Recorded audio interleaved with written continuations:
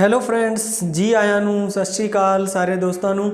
Channel ਵੇਖ ਰਹੇ ਸਾਰੇ ਹੀ ਦੋਸਤਾਂ ਦਾ ਇਸ ਚੈਨਲ ਦੇ ਉੱਤੇ ਸਵਾਗਤ ਹੈ ਤੇ ਮੈਂ ਹਾਂ ਕੁਲਦੀਪ ਸਿੰਘ। ਅੱਜ ਦੀ ਨਵੀਂ ਵੀਡੀਓ ਨਵੇਂ ਵਿਸ਼ੇ ਦੇ ਨਾਲ ਅਸੀਂ ਦੋਸਤੋ ਗੱਲ ਕਰ ਰਹੇ ਹਾਂ ਪੰਜਾਬੀ ਦੀ ਮਾਤਰਾਵਾਂ ਦੇ ਬਾਰੇ ਤੇ ਪੰਜਾਬੀ ਦੀਆਂ ਜਿਹੜੀਆਂ ਮਾਤਰਾਵਾਂ ਹੈ ਉਹ ਕਿਸ ਪ੍ਰਕਾਰ ਨਾਲ ਆਪਾਂ ਵਰਤ ਸਕਦੇ ਹਾਂ, ਕਿਸ ਪ੍ਰਕਾਰ ਨਾਲ ਉਹਨਾਂ ਰਾਹੀਂ ਸ਼ਬਦਾਂ ਦੀ ਸਿਰਜਣਾ ਕਰ ਸਕਦੇ ਹਾਂ ਤੇ ਆਪਾਂ ਨੂੰ ਪੜ੍ਹਨ ਦੇ ਵਿੱਚ ਕਿਸ ਤਰੀਕੇ ਨਾਲ ਉਹਨਾਂ ਨੂੰ ਸਿੱਖਣਾ ਚਾਹੀਦਾ ਹੈ, ਕਿਵੇਂ ਆਪਾਂ ਉਸ ਨੂੰ ਆਸਾਨੀ ਹੋ ਸਕਦੀ ਹੈਗੀ। ਤਾਂ ਹੁਣ ਆਪਾਂ ਗੱਲ ਕਰਦੇ ਹਾਂ ਜੀ। ਅੱਜ ਪਹਿਲਾਂ ਇੱਕ ਵਾਰ ਆਪਾਂ 35 ਤੇ ਨਜ਼ਰ ਮਾਰ ਲੈਂਦੇ ਹਾਂ। ਜੋ ਕੁਝ ਆਪਾਂ ਪਹਿਲੇ ਕੀਤਾ ਹੈ ਉਹ ਆਪਾਂ ਨੂੰ ਕਿੰਨਾ ਕੁ ਯਾਦ ਹੈ, ਕਿੰਨਾ ਕੁ ਚੇਤੇ ਹੈ, ਨਾਲੇ ਆਪਣੀ ਰਿਹਰਸਲ ਹੋ ਜਾਵੇਗੀ। ਰਿਹਰਸਲ ਕਰਨ ਦੇ ਵਾਸਤੇ ਆਪਾਂ ਪੜ੍ਹਦੇ ਹਾਂ ਜੀ 35 ਇਸ ਕਰਕੇ ਕਹਿੰਦੇ ਆ ਕਿਉਂਕਿ 35 ਅੱਖਰੀ ਹੈ। ਇਸ ਦੇ ਵਿੱਚ 32 ਵਿਅੰਜਨ ਅਤੇ 3 ਸਵਰ ਹਨ। 32 ਵਿਅੰਜਨ 3 ਸਵਰ। ਪੰਜਾਬੀ ਦੇ ਵਿੱਚ 32 ਵਿਅੰਜਨ ਹੁੰਦੇ ਆ, 3 ਸਵਰ ਹੁੰਦੇ ਹੈਗੇ। ਇਹ ਗੱਲ ਰੋਜ਼ ਇਸ ਲਈ ਮੈਂ ਦੱਸ ਰਿਹਾ ਤਾਂ ਕਿ ਤੁਹਾਨੂੰ ਇਹ ਚੇਤਾ ਰਵੇ ਕਿ ਵਿਅੰਜਨ ਹੈ ਉਹ ਕਿੰਨੇ ਆ, ਪੁੱਛ ਲੈਂਦੇ ਹਨ। 32 ਵਿਅੰਜਨ ਪੰਜਾਬੀ ਦੇ ਵਿੱਚ ਹੁੰਦੇ ਹਨ ਤੇ 3 ਜਿਹੜੇ ਉਹ ਸਵਰ ਪੰਜਾਬੀ ਦੇ ਵਿੱਚ ਹੁੰਦੇ ਹਨ। ਤਾਂ ਆਪਾਂ ਇੱਕ ਵਾਰ ਇਹਨਾਂ ਨੂੰ ਦੁਹਰਾ ਲੈਂਦੇ ਹਾਂ। ਊੜਾ, ਐੜਾ, ਈੜੀ, ਸੱਸਾ, ਹਾਹਾ, ਕੱਕਾ, ਖੱਖਾ, ਗੱਗਾ, ਗੱਗਾ, ਨੀਆਂ, ਚੱਚਾ, ਛੱਜਾ, ਜੱਜਾ, ਝੱਜਾ, ਈਆਂ, ਟੈਂਕਾ, ਠੱਠਾ, ਡੱਡਾ, ਢੱਡਾ, ਨਾਣਾ, ਤੱਥਾ, ਥੱਦਾ, ਦੱਦਾ, ਧੱਦਾ, ਨੰਨਾ, ਪੱਪਾ, ਫੱਬਾ, ਬੱਬਾ, ਭੱਬਾ, ਮੰਮਾ, ਯਾਰਾ, ਲਾਵਾ, ਅੜਾੜਾ। ਇਹ ਬਿੰਦੀ ਵਾਲੇ ਅਕਸਰ ਨੇ ਜਿਵੇਂ ਸ਼ੈ, ਗ, ਖ, ਜ਼, ਫ, ਲ। ਜਿਵੇਂ ਹੁਣ ਸ਼ਬਦਾਂ ਦੀ ਜਿਹੜੀ ਅੱਖਰਾਂ ਦੀ ਜਿਹੜੀ ਸਿਰਜਣਾ ਹੈ ਉਹ ਮੈਂ ਤੁਹਾਨੂੰ ਪਹਿਲੇ ਹੀ ਦੱਸ ਚੁੱਕਿਆ ਹਾਂ ਪਹਿਲਾਂ ਵਾਲੀ ਵੀਡੀਓ ਦੇ ਵਿੱਚ। ਇਸ ਤਰੀਕੇ ਨਾਲ ਅੱਖਰਾਂ ਦੀ ਜੋ ਵਰਤਰ ਹੈ। ਤੇ ਹੁਣ ਆਪਾਂ ਜੋ ਪਹਿਲੇ ਆਪਾਂ ਮਾਤਰਾਵਾਂ ਪੜ੍ਹ ਚੁੱਕੇ ਹਾਂ ਇਹ ਸੀ ਮੁਕਤਾ ਦੇ ਉੱਤੋਂ ਜਿਵੇਂ ਵੀ ਕੋਈ ਸ਼ਬਦ ਬਣਦਾ ਹੈ, ਜਿਵੇਂ ਕਿ ਆਪਾਂ ਲਿਖ ਲਿਆ ਹੈ ਜਲ, ਇਹ ਮੁਕਤਾ ਸ਼ਬਦ ਸੀ। ਜਿਵੇਂ ਕੱਲ, ਪਰ, ਬਸ, ਕਰ, ਘਰ, ਚੱਲ, ਪਰ, ਇਹ ਸਨ ਮੁਕਤੇ ਦੀਆਂ। ਉਸ ਤੋਂ ਬਾਅਦ ਇਸੇ ਤਰੀਕੇ ਨਾਲ ਆਪਾਂ ਮਾਤਰਾ ਕੀਤੀ ਸੀ ਕੰਨਾਂ ਦੀ ਜੋ ਮਾਤਰਾ ਹੈ ਉਹ ਵੀ ਆਪਾਂ ਪੜ੍ਹ ਲਈ ਸੀ। ਜਿਵੇਂ ਆਪਾਂ ਲਿਖਦੇ ਹਾਂ ਡਾਰ, ਕਾਰ, ਹਾਰ, ਸਾਰ, ਖਾਲਸ। ਇਸ ਪ੍ਰਕਾਰ ਨਾਲ ਆਪਾਂ ਗਾਇਕ, ਇਸ ਪ੍ਰਕਾਰ ਨਾਲ ਆਪਾਂ ਇਹ ਜਿਹੜੀਆਂ ਮਾਤਰਾ ਹੈ ਕੰਨੇ, ਮੁਕਤਾ, ਕੰਨਾ, ਔਰ ਉਸ ਤੋਂ ਬਾਅਦ ਆਪਾਂ ਹੁਸ਼ਿਆਰੀ ਦੀ ਮਾਤਰਾ ਹੈ ਜੋ ਕੱਲ ਕੀਤੀ ਸੀ। ਕੱਲ ਦੀ ਵੀਡੀਓ ਦੇ ਵਿੱਚ ਹੁਸ਼ਿਆਰੀ ਦੀ ਮਾਤਰਾ ਦੇ ਵਿੱਚ ਜਿਵੇਂ ਆਪਾਂ ਪੜ੍ਹਦੇ ਰਹੇ ਹਾਂ ਕਿ ਕਿਸ ਪ੍ਰਕਾਰ ਨਾਲ ਉਹਨਾਂ ਸਿਰਜਣਾ ਕੀਤੀ ਹੈ। ਜਿਵੇਂ ਕਿ ਦਿਲ, ਤਿਲ। ਇਸ ਪ੍ਰਕਾਰ ਨਾਲ ਆਪਾਂ ਹੁਸ਼ਿਆਰੀ ਦੀਆਂ ਮਾਤਰਾ ਹੈ ਜਿਵੇਂ ਆ ਵੇਖੋ ਇੱਥੇ ਹੁਸ਼ਿਆਰੀ ਦੀ ਮਾਤਰਾ ਵਰਤੀ ਗਈ ਹੈ। ਇਸ ਤਰੀਕੇ ਨਾਲ ਇਹਨਾਂ ਆਪਾਂ ਮਾਤਰਾ ਹੈਗੀਆਂ ਉਹ ਹੁਸ਼ਿਆਰੀ ਦੀਆਂ ਜਿਹੜੀਆਂ ਪੜ੍ਹ ਲਈਆਂ ਹਨ। ਤੇ ਅੱਜ ਦੇ ਵਿੱਚ ਅਸੀਂ ਅੱਜ ਦਾ ਜਿਹੜਾ ਆਪਣਾ ਵਿਸ਼ਾ ਹੈ ਉਹ ਹੈ ਬਿਹਾਰੀ ਦੀ ਮਾਤਰਾ। ਪੰਜਾਬੀ ਦੇ ਵਿੱਚ ਆਪਾਂ ਉਸ ਨੂੰ ਕਿਸ ਪ੍ਰਕਾਰ ਨਾਲ ਵਰਤ ਸਕਦੇ ਹਾਂ ਤੇ ਕਿਸ ਪ੍ਰਕਾਰ ਨਾਲ ਆਪਾਂ ਉਹਨਾਂ ਦੇ ਉਸ ਮਾਤਰਾ ਦਾ ਪ੍ਰਯੋਗ ਕਰਕੇ ਸ਼ਬਦਾਂ ਦੀ ਜੋ ਸਿਰਜਣਾ ਹੈ ਉਹ ਕਰ ਸਕਦੇ ਹਾਂ।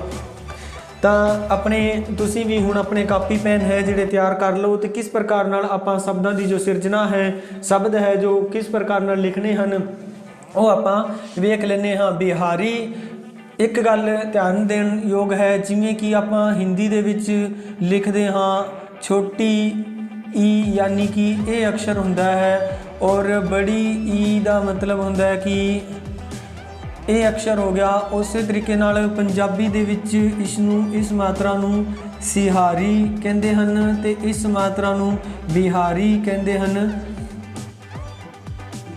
ਕਹਿੰਦੇ ਹਨ। ਇਸ ਨੂੰ ਆਪਾਂ ਇਸ ਤਰੀਕੇ ਨਾਲ ਲਿਖੀਏ ਤਾਂ ਇਹ ਬਿਹਾਰੀ ਹੈ। ਤਾਂ ਤੁਸੀਂ ਧਿਆਨ ਦੇਣਾ ਹੈ ਕਿ ਮਾਤਰਾ ਦੀ ਪਛਾਣ ਹੈ ਉਹ ਆਪਾਂ ਸਿਹਾਰੀ ਬਿਹਾਰੀ ਦੀ ਕਿਵੇਂ ਕਰ ਸਕਦੇ ਹਾਂ।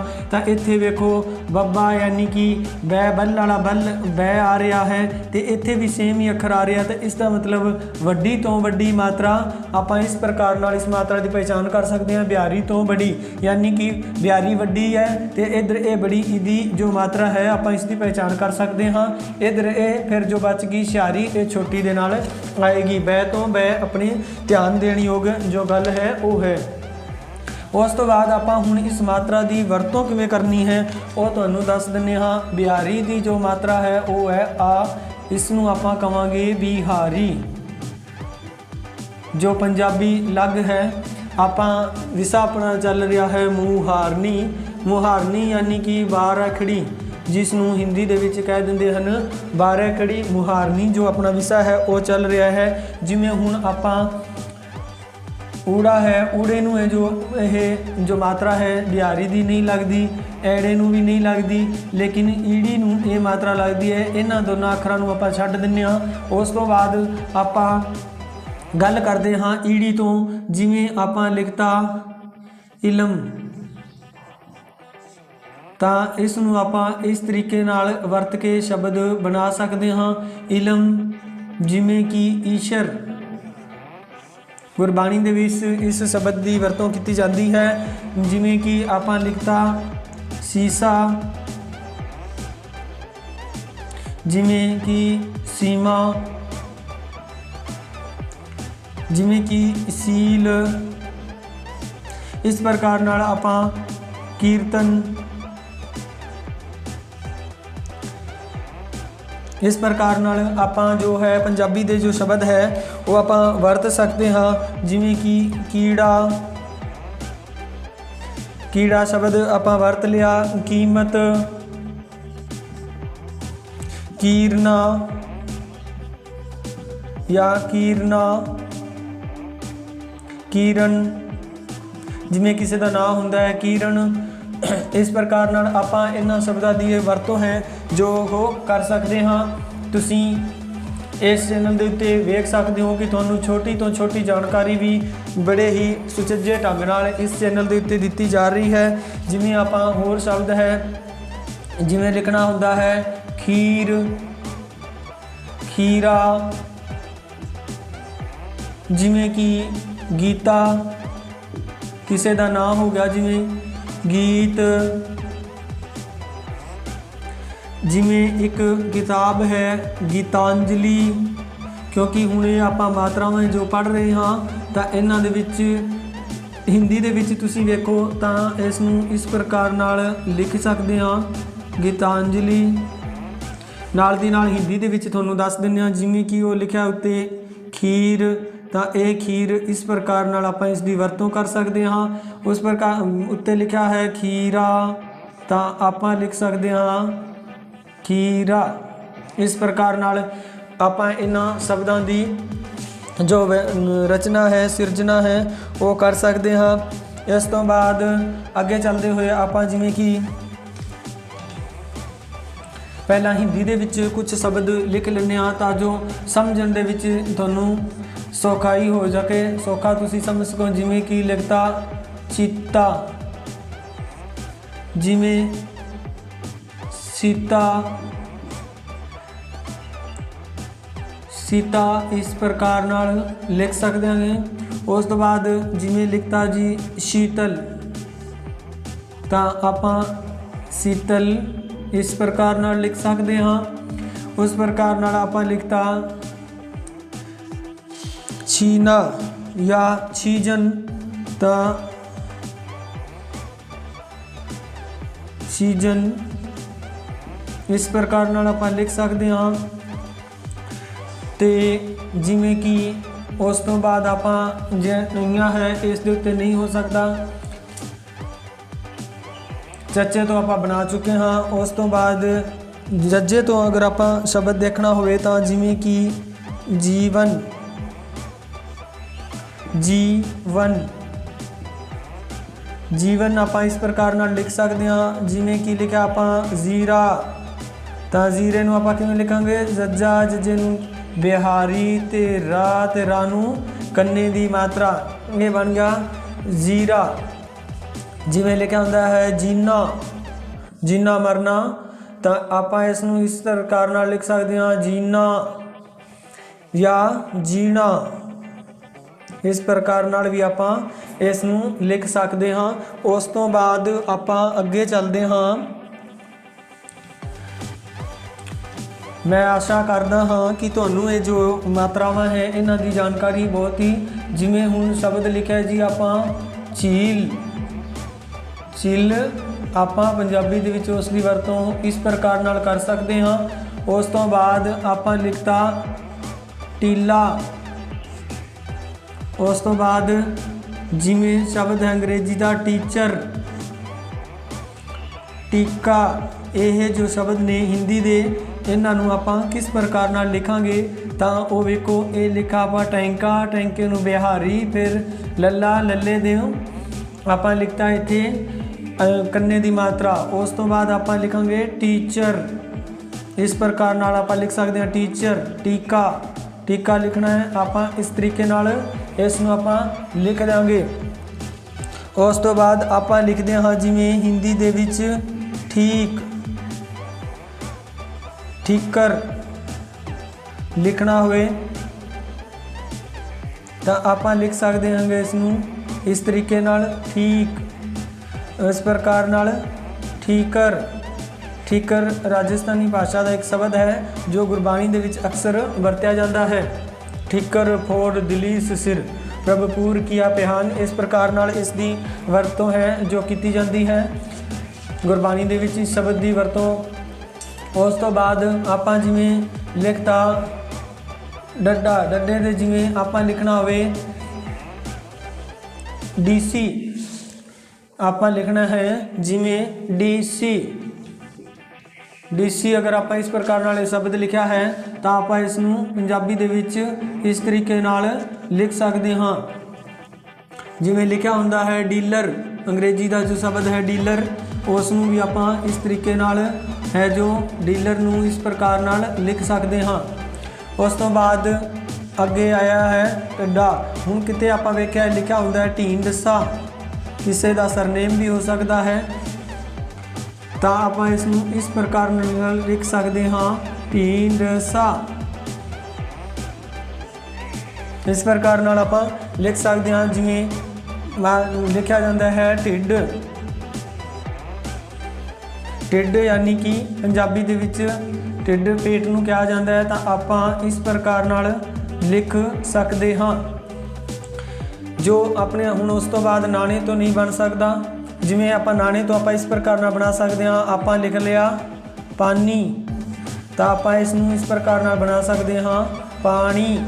ਜਿਵੇਂ ਲਿਖ ਲਿਆ ਆਪਾਂ ਹਾਣੀ, ਰਾਣੀ, ਆਪਾਂ ਅਗਰ ਲਿਖ ਰਹੇ ਹਾਂ ਤਾਂ ਆਪਾਂ ਇਸ ਨੂੰ ਹਾਣੀ, ਇਸ ਪ੍ਰਕਾਰ ਨਾਲ ਰਾਣੀ। ਇਸ ਪ੍ਰਕਾਰ ਨਾਲ ਆਪਾਂ ਇਹਨਾਂ ਸ਼ਬਦਾਂ ਦੀ ਹੈ ਜੋ ਵਰਤੋਂ ਕਰ ਸਕਦੇ ਹਾਂ। ਉਸ ਤੋਂ ਬਾਅਦ ਆਪਾਂ 35 ਅੱਖਰੀ ਤੋਂ ਅੱਗੇ ਚੱਲਦੇ ਹੋਏ ਦੇਖਦੇ ਹਾਂ। ਜਿਵੇਂ ਕਿ ਆਪਾਂ ਲਿਖ ਲਿਆ ਤੱਤਾ, ਤੱਤੇ ਤੋਂ ਆਪਾਂ ਹਿੰਦੀ ਦੇ ਵਿੱਚ ਵੇਖੋ ਲਿਖਦੇ ਹਾਂ ਤਿੰਨ, ਤੀਸਰਾ।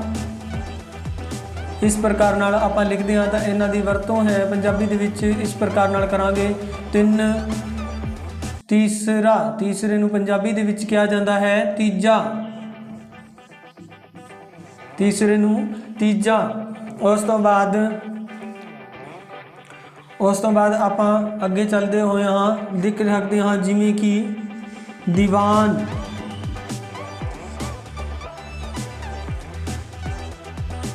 ਦੀਵਾਨ, ਦੀਵਾਨ ਨੂੰ ਆਪਾਂ ਕਿਸ ਪ੍ਰਕਾਰ ਨਾਲ ਲਿਖਾਂਗੇ? ਇਸ ਪ੍ਰਕਾਰ ਨਾਲ ਦੀਵਾਨ ਹੈ ਜੋ ਉਹ ਲਿਖ ਸਕਦੇ ਹਾਂ। ਉਸ ਤੋਂ ਬਾਅਦ ਆਪਾਂ ਲਿਖਣਾ ਹੋਵੇ ਜਿਵੇਂ ਧੀਰਜ, ਧੀਰਜ ਲਿਖਣਾ ਹੈ ਤਾਂ ਆਪਾਂ ਪੰਜਾਬੀ ਦੇ ਵਿੱਚ ਧੀਰਜ ਇਸ ਪ੍ਰਕਾਰ ਨਾਲ ਲਿਖ ਸਕਦੇ ਹਾਂ। ਇਸੇ ਤਰੀਕੇ ਨਾਲ ਆਪਾਂ ਜਿਵੇਂ ਲਿਖਿਆ ਸ਼ਬਦ ਲਿਖਿਆ ਹੈ ਨੀਰਜ, ਨੀਲ, ਨੀਲ ਕਮਲ। ਇਹ ਹਿੰਦੀ ਦੇ ਕੁਝ ਸ਼ਬਦ ਨੇ, ਇਹਨਾਂ ਨੂੰ ਆਪਾਂ ਕਿਸ ਪ੍ਰਕਾਰ ਨਾਲ ਵਰਤ ਸਕਦੇ ਹਾਂ? ਜਿਵੇਂ ਕਿ ਨੀਰਜ, ਇਸ ਤਰੀਕੇ ਨਾਲ ਆਪਾਂ ਲਿਖਤਾ ਨੀਲ। ਨੀਲ ਇਸ ਪ੍ਰਕਾਰ ਨਾਲ ਆਪਾਂ ਲਿਖ ਸਕਦੇ ਹਾਂ। ਉਸ ਤੋਂ ਬਾਅਦ ਆਪਣਾ ਸ਼ਬਦ ਹੈ ਨੀਲ ਕਮਲ। ਨੀਲ ਕਮਲ ਹੈ ਜੋ ਆਪਾਂ ਇਸ ਪ੍ਰਕਾਰ ਨਾਲ ਲਿਖ ਸਕਦੇ ਹਾਂ। ਇਸ ਤਰੀਕੇ ਨਾਲ ਆਪਾਂ ਜੋ ਪੰਜਾਬੀ ਦੀ ਬਿਹਾਰੀ ਦੀ ਮਾਤਰਾ ਹੈ ਉਸ ਦੇ ਨਾਲ ਸ਼ਬਦਾਂ ਦੀ ਸਿਰਜਣਾ ਹੈ ਉਹ ਕਰ ਸਕਦੇ ਹਾਂ। ਤੇ ਕਿਵੇਂ ਆਪਾਂ ਉਸ ਦੀ ਪਛਾਣ ਕਰਨੀ ਹੈ ਉਹ ਤੁਹਾਨੂੰ ਮੈਂ ਦੱਸੀ ਸੀ ਕਿ ਜਿਵੇਂ ਬਿਹਾਰੀ ਦੇ ਵਿੱਚ ਪਹਿਲਾ ਅਕਸ਼ਰ ਬੈ ਹੈ, ਉਵੇਂ ਬੜੀ ਈ ਦੇ ਵਿੱਚ ਵੀ ਪਹਿਲਾ ਅਕਸ਼ਰ ਬੈ ਹੈ, ਤਾਂ ਆਪਾਂ ਇਸ ਤਰੀਕੇ ਨਾਲ ਇਸ ਦੀ ਪਹਿਚਾਣ ਕਰਨੀ ਹੈ। ਅੱਗੇ ਆਪਾਂ ਜਿਵੇਂ ਸ਼ਬਦ ਲਿਖਤਾ ਪੀਤਲ, ਤਾਂ ਆਪਾਂ ਲਿਖਣਾ ਹੈ ਪਿੱਤਲ। ਇਸ ਪ੍ਰਕਾਰ ਨਾਲ ਆਪਾਂ ਲਿਖ ਸਕਦੇ ਹਾਂ। ਜਿਵੇਂ ਆਪਾਂ ਲਿਖਤਾ ਰੀਝ, ਤਾਂ ਪੰਜਾਬੀ ਦੇ ਵਿੱਚ ਆਪਾਂ ਇਸ ਦੀ ਵਰਤੋਂ ਇਸ ਤਰੀਕੇ ਨਾਲ ਕਰ ਸਕਦੇ ਹਾਂ। ਜਿਵੇਂ ਆਖਤਾ ਲੀਲਾ, ਭਗਵਾਨ ਦੀ ਲੀਲਾ, ਤਾਂ ਲੀਲਾ ਆਪਾਂ ਇਸ ਪ੍ਰਕਾਰ ਨਾਲ ਲਿਖ ਸਕਦੇ ਹਾਂ। ਜਿਵੇਂ ਕਿ ਆਪਾਂ ਲਿਖਤਾ ਵੀਰ, ਤਾਂ ਇਸ ਪ੍ਰਕਾਰ ਨਾਲ ਆਪਾਂ ਲਿਖਤਾ ਵੀਰ। ਵੀਰਵਾਰ, ਯਾਨੀ ਕਿ ਹਿੰਦੀ ਦੇ ਵਿੱਚ ਇਸ ਨੂੰ ਕਹਿ ਦਿੰਦੇ ਹਨ ਗੁਰੂਵਾਰ, ਤਾਂ ਉਹ ਵੀ ਆਪਾਂ ਬਿਹਾਰੀ ਤੋਂ ਇਸ ਤਰੀਕੇ ਨਾਲ ਬਣਾ ਸਕਦੇ ਹਾਂ। ਤਾਂ ਇਹਨਾਂ ਜੋ ਸ਼ਬਦਾਂ ਦੀ ਰਚਨਾ ਹੈ ਉਹ ਆਪਾਂ ਬਿਹਾਰੀ ਮਾਤਰਾ ਨੂੰ ਪਛਾਣਨੀ ਹੈ। ਜਿਵੇਂ ਆਪਾਂ ਲਿਖਤਾ ਬੀਨ, ਬੀਨ ਹਿੰਦੀ ਦੇ ਵਿੱਚ ਬੀਨ ਲਿਖਿਆ ਜਾਏਗਾ ਇਸ ਪ੍ਰਕਾਰ ਨਾਲ। ਜਿਵੇਂ ਇੱਕ ਰਾਜਸਥਾਨ ਦੀ ਜਾਤੀ ਹੈ ਭੀਲ, ਭੀਲ ਆਪਾਂ ਇਸ ਪ੍ਰਕਾਰ ਨਾਲ ਲਿਖਾਂਗੇ। ਜਿਵੇਂ ਲਿਖਤਾ ਆਪਾਂ ਤੀਰਥ, ਹਿੰਦੀ ਦੇ ਵਿੱਚ ਤੀਰਥ ਇਸ ਤਰੀਕੇ ਨਾਲ ਹੁੰਦਾ ਹੈ, ਲੇਕਿਨ ਪੰਜਾਬੀ 'ਚ ਹੋਏਗਾ ਤੀਰਥ। ਇਸ ਤਰੀਕੇ ਨਾਲ ਆਪਾਂ ਇਹਨਾਂ ਸ਼ਬਦਾਂ ਦੀ ਵਰਤੋਂ ਕਰ ਸਕਦੇ ਹਾਂ। ਤੇ ਇਸ ਤਰੀਕੇ ਨਾਲ ਜਿਵੇਂ ਆਪਾਂ ਸ਼ਬਦ ਲਿਖਣਾ ਹੋਵੇ ਮੀਟਰ, ਜਿਨ੍ਹਾਂ ਨੂੰ ਬਿਹਾਰੀ ਦੀ ਮਾਤਰਾ ਲੱਗਦੀ ਹੈ ਮੀਨ, ਯਾਨੀ ਕਿ ਮੱਛੀ, ਇਹ ਸ਼ਬਦ ਹੈ ਜਿਹੜੇ ਤੁਸੀਂ ਆਪ, ਜਿਵੇਂ ਆਪਾਂ ਲਿਖਣਾ ਹੁੰਦਾ ਦੀਨ, ਈਮਾਨ, ਇਸ ਪ੍ਰਕਾਰ ਨਾਲ। ਹੁਣ ਆਪਾਂ ਇਸ ਨੂੰ ਪੰਜਾਬੀ ਦੇ ਵਿੱਚ ਕਿਵੇਂ ਤਬਦੀਲ ਕਰਾਂਗੇ? ਮੀਟਰ, ਆਪਾਂ ਇਸ ਨੂੰ ਉੱਤੋਂ ਖੁੱਲ੍ਹਾ ਰੱਖਣਾ ਹੈ ਕਿਉਂਕਿ ਜੇ ਆਪਾਂ ਇਸ ਨੂੰ ਬੰਦ ਕਰ ਦਿਆਂਗੇ ਤਾਂ ਇਹ ਬਣ ਜਾਏਗਾ ਸੀਟਰ। ਆਪਾਂ ਇਹਨਾਂ ਚੀਜ਼ਾਂ ਦਾ ਬੜਾ ਹੀ ਧਿਆਨ ਰੱਖਣਾ ਹੈ ਕਿਉਂਕਿ ਜੋ ਹਿੰਦੀ ਦੇ ਵਿੱਚ ਮੈਂ ਦਾ ਕੰਮ ਕਰ ਰਹੀ ਹੈ, ਪੰਜਾਬੀ ਦੇ ਵਿੱਚ ਉਹ ਸਹਿ ਦਾ ਕੰਮ ਕਰ ਰਹੀ ਹੈ। ਹੁਣ ਜੇ ਇਸ ਨੂੰ ਤੁਸੀਂ ਪੰਜਾਬੀ ਦੇ ਤਰੀਕੇ ਨਾਲ ਪੜ੍ਹੋਗੇ ਤਾਂ ਇਹ ਸੀਟਕ ਹੈ ਕਿਉਂਕਿ ਰਹਿ ਹੈ ਉਹ ਕਹਿ ਦਾ ਕੰਮ ਕਰਦਾ। ਉਸ ਤੋਂ ਬਾਅਦ ਆਪਾਂ ਦੇਖਾਂਗੇ ਕਿਵੇਂ ਲਿਖਣਾ ਹੈ ਮੀਨ। ਅਗਰ ਆਪਾਂ ਇਸ ਨੂੰ ਉੱਤੋਂ ਖੁੱਲ੍ਹਾ ਨਾ ਛੱਡਾਂਗੇ, ਮਿਲਾ ਦਿਆਂਗੇ ਤਾਂ ਇਹ ਕੀ ਬਣ ਜਾਏਗਾ ਹਿੰਦੀ ਦੇ ਮੁਤਾਬਕ ਸੀਨ, ਔਰ ਸੀਨ ਲਿਖਿਆ ਜਾਂਦਾ ਹੈ ਇਸ ਤਰੀਕੇ ਨਾਲ। ਤਾਂ ਆਪਾਂ ਨੂੰ ਇਹਨਾਂ ਗੱਲਾਂ ਦਾ ਵੀ ਧਿਆਨ ਰੱਖਣਾ ਹੈ ਕਿ ਜੋ ਮੰਮਾ ਹੈ ਉਸ ਨੂੰ ਖੁੱਲ੍ਹਾ ਰੱਖਣਾ ਹੈ ਤੇ ਜੋ ਸੱਸਾ ਹੈ ਉਸ ਨੂੰ ਬੰਦ ਰੱਖਣਾ ਹੈ। ਉਸ ਤੋਂ ਬਾਅਦ ਆਪਾਂ ਲਿਖਾਂਗੇ ਇੱਥੇ ਦੀਨ। ਉਸ ਤੋਂ ਬਾਅਦ ਆਪਾਂ ਲਿਖਿਆ ਹੈ ਈਮਾਨ। ਇਸ ਤਰੀਕੇ ਨਾਲ ਆਪਾਂ ਜੋ ਪੰਜਾਬੀ ਦੀ ਬਿਹਾਰੀ ਦੀ ਮਾਤਰਾ ਹੈ ਉਸ ਨੂੰ ਆਪਾਂ ਸਿੱਖ ਸਕਦੇ ਹਾਂ। ਤਾਂ ਮੈਂ ਆਸ਼ਾ ਕਰਦਾ ਹਾਂ, ਉਮੀਦ ਕਰਦਾ ਹਾਂ ਤੁਹਾਨੂੰ ਇਹ ਵੀਡੀਓ ਬਹੁਤ ਪਸੰਦ ਆਈ ਹੈ। ਜੇ ਪਸੰਦ ਆਈ ਹੈ ਤਾਂ ਕਿਰਪਾ ਕਰਕੇ ਚੈਨਲ ਨੂੰ ਸਬਸਕ੍ਰਾਈਬ ਕਰੋ ਤੇ ਸਬਸਕ੍ਰਾਈਬ ਕਰਨ ਦੇ ਨਾਲ ਨਾਲ ਇਸ ਨੂੰ ਵੱਧ ਤੋਂ ਵੱਧ ਸ਼ੇਅਰ ਕਰੋ। ਬੈਲ ਆਈਕਨ ਦਾ ਬਟਨ ਜ਼ਰੂਰ ਪ੍ਰੈਸ ਕਰੋ, ਘੰਟੀ ਜਿਹੜਾ ਬਟਨ ਹੈ ਉਹ ਜ਼ਰੂਰ ਦਬਾਓ ਤਾਂ ਜੋ ਜਦੋਂ ਵੀ ਨਵੀਂ ਵੀਡੀਓ ਇਸ ਚੈਨਲ ਦੇ ਉੱਤੇ ਪਾਈ ਜਾਵੇ ਉਸ ਦਾ ਨੋਟੀਫਿਕੇਸ਼ਨ ਤੁਹਾਡੇ ਤੱਕ ਪਹੁੰਚ ਸਕੇ ਤੇ ਤੁਸੀਂ ਉਸ ਚੀਜ਼ ਦਾ ਲਾਹਾ ਲੈ ਸਕੋ।